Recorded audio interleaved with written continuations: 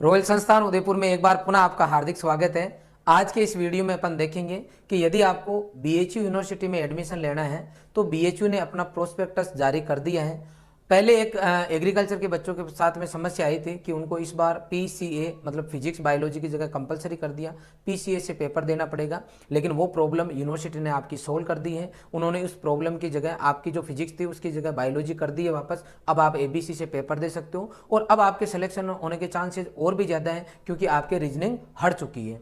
तो कुल मिला के आज के इस वीडियो के अंदर अलग अलग कोर्स के अंदर बीएचयू के द्वारा जो अपने कोर्स है उनमें डोमेन सब्जेक्ट क्या कुछ लेने हैं उसके ऊपर मैं डिस्कस करूंगा। डिटेल में मैं आपको पूरी जानकारी दूंगा, लेकिन क्योंकि ज़्यादातर बच्चों को पता नहीं है कि सीयूईटी क्या है और उसके लिए क्या डोमेन सब्जेक्ट होते हैं, तो थोड़ा सा मैं आपको उसकी जानकारी पहले दूंगा।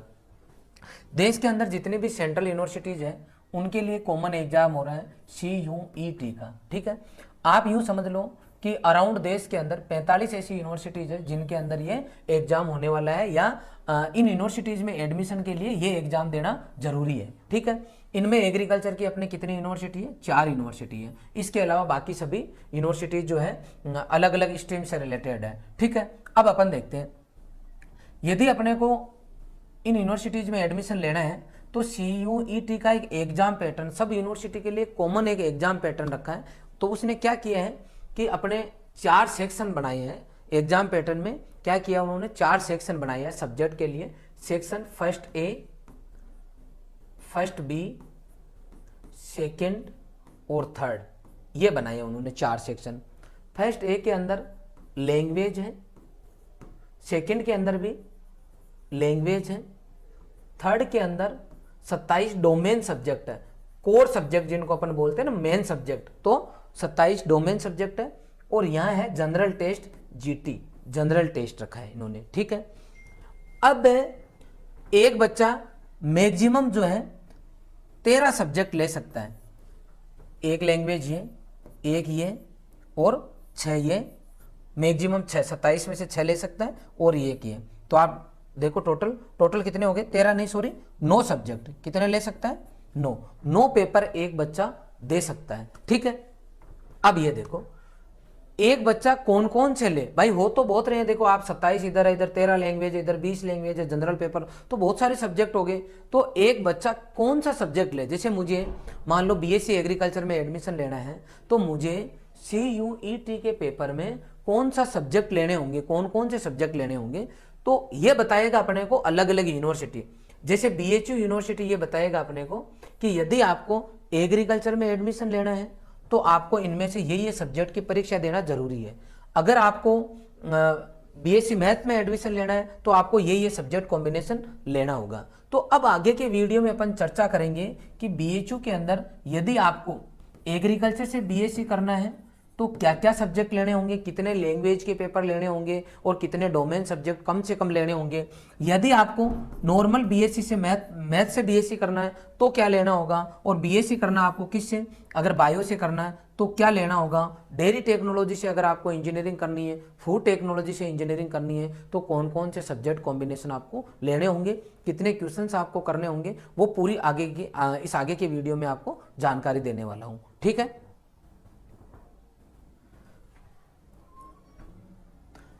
अब अपन देखते हैं। सबसे पहले मैं आपको, क्योंकि हमारा रॉयल इंस्टीट्यूट है जो आईसीआर, बीएचयू, जेईटी, यूपी केटेट, एमपीपीएटी इसकी हम तैयारी करवाते हैं, तो सबसे पहले मैं यहाँ पे बीच में आपको हमारे संस्थान का रिजल्ट भी बताना चाहूँगा। अलग अलग वर्ग के अंदर हमारे संस्थान के द्वारा ये टॉप रैंकर्स है। मैं बीएचयू की बात कर रहा हूँ। मैं बता दूं लास्ट ईयर जेईटी के अंदर हमारी पूरे राजस्थान के अंदर कृषि वर्ग से फर्स्ट रैंक रही। भी आईसीआर के अंदर ऑल इंडिया लेवल का जो आईसीआर का एग्जाम होता है उसके अंदर टॉप 10 के अंदर अलग अलग वर्ग में 2 रैंक रही। और ये बीएचयू की मैं आपको जो अभी हमारे बच्चे जो सिलेक्ट हुए हैं उनके अलग अलग रैंक है। देखो आप, विशाल हमारा जो बच्चा केशव राय पाटन बूंदी का है इसकी 2nd रैंक रही। इसके अलावा कोमल जो है जम्मू और रामगढ़ की, इसकी 4th रैंक रही। बीएचयू की पर्सनल एग्जाम की बात कर रहा हूँ। इसके अलावा अंकिता है, इसकी 5th रैंक रही। हमारा गजराज है, इसकी आईसीआर के अंदर इसके वर्ग में 1st रैंक रही थी और अभी ओवरऑल इसकी जो है 5th रैंक रही है इसके अंदर बीएचयू के पेपर में। देवेंद्र हमारा कोटा पीपलदा का बच्चा 7th रैंक रही। अभिषेक जो है इसकी 12th रैंक रही, ये भरतपुर का रहने वाला बच्चा है। नेक्स्ट है हमारा जसवंत सुमन, इसी की मैं बात कर रहा था। इस बार जेईटी में इस बच्चे की जो है फर्स्ट रैंक रही थी एग्रीकल्चर के अंदर। ये बच्चा जो आपका गुरायता सांगोद कोटा का रहने वाला है। नितिन भी हमारा जो बच्चा है वो बोरखेड़ा कोटा का रहने वाला है। सचिन हमारा जो बच्चा है वो आपका नागर जो आपका भरतपुर में है वहाँ का रहने वाला है। रमेश हमारा मालपुरा टोंक का बच्चा है। जिनेंद्र हमारा सवाई माधोपुर का बच्चा है। हेमंत नागर हमारा किशनगंज 12 का बच्चा है। विशाल मीणा जो है वो मंगरोल 12 का बच्चा है। हिमांशु हमारा जो है वो लाडपुरा कोटा का है। चित्रंजन हमारा जो है हाड़ोती सपोर्टरा करौली का रहने वाला बच्चा है। आसाराम हमारा जो है global academy school Gangapur city है वहाँ का बच्चा है। इसके अलावा अरविंद जो हमारा बच्चा है वो आपका प्रॉपर इटावा कोटा का रहने वाला है। तो ये हमारे वो बच्चे हैं जो भी 8% BHU में पढ़ रहे हैं। तो कुछ बच्चों की डिटेल मैंने आपको यहाँ बताई है। आगे अब अपन अपने मेन मुद्दे पे आते हैं और BHU के बारे में आगे की जो इन्फॉर्मेशन है वो मैं आपको बताता हूँ। सबसे पहले देखते हैं अपन BHU में यदि आप एग्रीकल्चर सब्जेक्ट लेके जाना चाहते हो और BSc करना चाहते हो आप एग्रीकल्चर से, तो वहाँ 2 कैंपस है। एक तो BHU का मेन कैंपस है और एक राजीव गांधी साउथ कैंपस है। ठीक है, अब बात कर लेते हैं यहाँ पे सीट की।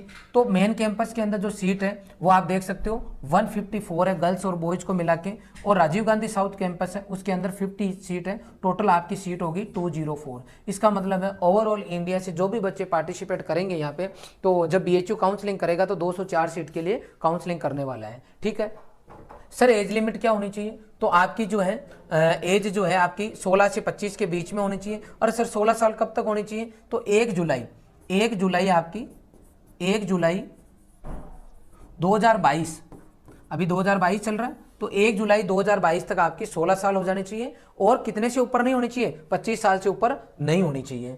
क्लियर हो गया आपके? सर 12th में कितने परसेंटेज चाहिए? तो 12th में आपकी अगर 50% है और उससे ऊपर है तो आपका काम चल जाएगा। सर 12th में सब्जेक्ट क्या होना चाहिए? तो कोई भी ऐसा बच्चा जिसके साइंस सब्जेक्ट है वो बच्चा इसमें पार्टिसिपेट कर सकता है। कौन सा सब्जेक्ट? साइंस सब्जेक्ट है, पार्टिसिपेट कर सकता है। आप देखो बी नंबर पर एग्रीकल्चर में इन्होंने agriculture BSc dairy technology food technology का डाला है। तो अगर मैं बीटेक इन फूड टेक्नोलॉजी की बात करूं तो 12th में अगर आपके PCM या PCMB, कई बच्चे मैथ्स के साथ बायो लेते हैं, वो भी एलिजिबल है। ऐसे ही अगर मैं बात करूंगा डेयरी टेक्नोलॉजी की तो सेम केस डेयरी टेक्नोलॉजी में लागू होता है।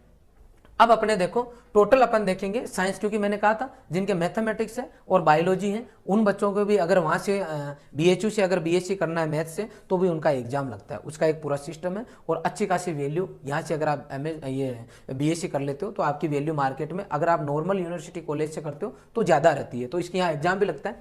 तो अब देखो अपन बात करेंगे वो डोमेन सब्जेक्ट की, यहाँ आपके क्लियर समझ में आना चाहिए। तो डोमेन सब्जेक्ट में देखना इन्होंने अगर मैथ से आपको BSc करना तो उन्होंने क्या लिखा है? इन्होंने ये लिखा है आपको क्या करना है। अगर मैथ से BSc करना तो सेक्शन सेकंड के अंदर मैंने लिखा ना, section first A, first B और सेकंड और थर्ड, ये सेक्शन है। तो इन्होंने यहाँ यही लिखी है रिक्वायरमेंट कि सेक्शन सेकंड से आपको फिजिक्स केमिस्ट्री मैथ्स ये लेना कंपलसरी है। तो डोमेन सब्जेक्ट है सेकंड के अंदर 27, ये अपने बात पहले ही हो चुकी। तो इन 27 सब्जेक्ट के अंदर से अगर आपको BHU में BSc मैथ्स से करना है तो 3 सब्जेक्ट लेना जरूरी है, फिजिक्स केमिस्ट्री और मैथ्स। ये यूं बोल रहे हैं, यहां ये देखो साफ सुथरा लिखा है, candidates who will not appear section second physics chemistry maths will not be considered for admission in BHU। ये कहना चाह रहे कि आपको ये तो लेना ही है। अब कोई बच्चा ये चाहे कि सर मैं PCM के साथ में लैंग्वेज भी देना चाहता हूं, GT भी देना चाहता हूं, क्योंकि मुझे DU में एडमिशन इस ब्रांच में लेना तो वहां वो मांग रहे हैं, तो इनके कोई तकलीफ नहीं है। आप चाहिए 9 पेपर दे सकते हो, इनके कोई तकलीफ नहीं है। लेकिन जब बात यहां की आएगी तो आपके PCM का स्कोर ही काउंट किया जाएगा। जनरल से मतलब आपने लैंग्वेज ली, इससे मतलब नहीं है। जनरल टेस्ट से इनको मतलब नहीं है। आपने साथ में जियोग्राफी लेके पेपर दिया होगा, इनको मतलब नहीं है, इनको PCM चाहिए। ऐसे ही यदि कोई बायो का बच्चा है तो उसके लिए भी इन्होंने साफ सुथरा कहा है कि आप कुछ मत लो, खाली मेरे लिए तो बायोलॉजी में जाना चाहते हो तो आप PCB क्या अटेंड करना है इस बच्चे को? PCB। इस बच्चे को क्या अटेंड करना है? PCM। क्लियर हो गया मामला। अब बात करते हैं BSc एग्रीकल्चर की। तो BSc एग्रीकल्चर के वाले बच्चे के लिए इन्होंने क्या बोला देखो, इन्होंने ये बोला देखो ऑप्शन दिए यहाँ पे, क्या दिए? Physics chemistry math PCM, physics chemistry biology PCB। अगले दिए इन्होंने अगला ऑप्शन दिया अपने को biology chemistry agriculture, biology chemistry agriculture. मतलब इसको यूं लिख सकता हूं मैं ABC। अपनी लड़ाई ये थी कि इन्होंने क्या किया था, पहले इसकी जगह यहां लिखा हुआ आ रहा था PCA, फिजिक्स केमिस्ट्री एग्रीकल्चर। तो अपन ने इसके लिए संघर्ष किया था कि हमारी इस फिजिक्स की जगह क्या लाओ आप, बायोलॉजी। तो आप सब ने जो मदद की उसकी वजह से यहां क्या आ गई, इस फिजिक्स की जगह बायोलॉजी। तो अपने ए बी से ऑप्शन आ गया और यही अपने को चाहिए था। मैं क्लियर कर रहा हूं, वापस देखो आप इधर। पहले क्या होता था, इसमें बीएचयू में आने के लिए जो कंपलसरी पेपर थे आपके, मैं बार बार हर वीडियो में बता रहा हूं कि रीजनिंग कंपलसरी थी, केमिस्ट्री कंपलसरी थी, बाकी 3 सब्जेक्ट एग्रीकल्चर वालों को एजी, बायोलॉजी और मैथ वालों को मैथ फिजिक्स, ये ऑप्शनल थे। तो क्योंकि एग्रीकल्चर का बच्चा कभी भी रीजनिंग नहीं पढ़ता है, उसको आती भी नहीं है। रीजनिंग के अंदर यहाँ नाम है रीजनिंग का, यहाँ मैथमेटिक्स आती है 10 तक की अच्छी खासी, इसके अलावा रीजनिंग के भी अच्छे क्वेश्चन आते हैं। तो एक मैथ का बच्चा होता है, वो बिना पढ़े या 25 में से अच्छे क्वेश्चन कर लेता था। तो यहाँ पे वो इस बच्चे से, एग्रीकल्चर वाले से ज्यादा स्कोर कर लेता। अभी आपके पास गोल्डन चांस है। क्यों है गोल्डन चांस, आप इधर देखो। एक बच्चा जाएगा पेपर देने PCM से, एक बच्चा जा रहा है PCB से, एक जा रहा है ABC से, ठीक है। तो सी तो तीनों में कॉमन आ गया। तो कोई बच्चा आईसीआर की तैयारी कर रहा है, वो लेवल से कर रहा है, नीट और जेई से टफ पेपर आईसीआर का आता है। तो इसका मतलब केमिस्ट्री तो तीनों की बढ़िया हो गई। अब बात करता हूं मैथ और बायोलॉजी। बायोलॉजी देखो, इनके बायोलॉजी से बायोलॉजी कट रही है। इन दो में मैं कंपेयर करूं बायो और मैथ में, तो मैथ वाला बच्चा कम क्वेश्चन करेगा, मैथ वाला कम करेगा, बायो वाला वहां ज्यादा करेगा। तो इनसे अगर कंपैरिजन करो तो इन मैथ के चक्कर में, अगर टक्कर में अगर देखें तो ये 2 बच्चे आगे हैं। लेकिन जब फिजिक्स और फिजिक्स इन दोनों के हैं, तो इन दोनों को कंपेयर करो इस एग्रीकल्चर से, तो एग्रीकल्चर के बच्चे के पेपर वो इजी भी पड़ेगा, उसको टाइम भी कम मिलेगा, मतलब टाइम भी कम टाइम में एग्रीकल्चर का पेपर कंप्लीट हो जाता है। इसका मतलब ये हुआ कि ये फिजिक्स वाला बच्चा कभी भी इस एग्रीकल्चर के बच्चे को मात नहीं दे सकते। इसलिए आपके पास गोल्डन चांस है। मैं बोल रहा हूं आईसीआर का हर एक बच्चा बीएचयू करेक्ट बढ़िया रैंक के साथ कर सकता है। गोल्डन आपके पास चांस है। और धन्यवाद दो वहां बीएचयू को भी और पूरी आप लोगों ने जो सहयोग किया, जिन्होंने इसमें बढ़ चढ़ के भाग लिया इस मुहिम में, जिनकी वजह से बीएचयू में जाने के लिए आपको हमेशा के लिए आपके रास्ते खुल गए। ठीक है, अच्छी खासी संख्या में। अच्छा, क्योंकि ये सेंट्रल यूनिवर्सिटी है तो वहां पे सीटें फिक्स भी नहीं है। ओवरऑल इंडिया से जो भी बच्चा कंपीट करेगा सब बच्चे आ जाएंगे, इसलिए यहाँ कोई लिमिट नहीं है, पूरे के पूरे बच्चे। तो मेरी पूरी इच्छा है कि रॉयल इंस्टीट्यूट में अच्छे खासी संख्या में बच्चे पढ़ रहे हैं, सबके बच्चे, सब बच्चे बहुत अच्छे से तैयारी करके ज्यादातर बच्चे जो है अपने रॉयल इंस्टीट्यूट के जो बीएचयू में जाए, पूरी की पूरी एक टीम तैयार हो जाएगी बीएचयू के अंदर। और आप अगर हमें साथ दोगे और हमारी टीम जिस तरीके से काम कर रही है, उससे मुझे लगता है कि जब रिजल्ट आएगा उस दिन मैं लेके आऊंगा कितने बच्चे बीएचयू में रॉयल इंस्टीट्यूट के गए सिलेक्ट होके। अब अपन आगे चलते हैं। एग्रीकल्चर की कहानी क्लियर हो गई यहाँ पे। और ये प्रोस्पेक्टस में जो आपको बता रहा हूं यहाँ पे, ये जो दिखाने जा रहा हूं, ये आप BHU online.in पे जाओगे तो आपको वहां मिल जाएगा ये पूरी डिटेल इसकी। ठीक है, वहां पे आपको पूरी डिटेल मिल जाएगी। ऐसे डेयरी टेक्नोलॉजी के अंदर क्या करना है, PCM अटेंड करना है। ठीक है, और उधर भी आपको PCM अटेंड करना, फूड टेक्नोलॉजी के अंदर भी।